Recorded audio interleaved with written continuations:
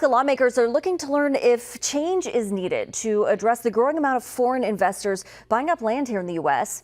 A hearing in Lincoln today laid out how a study will look to answer those unknowns. It will address why foreign investors are buying land, possible benefits of the deals on rural communities and farmers, and possible negative impacts. Some of the concerns are around food security and impacts on agricultural and rural economies.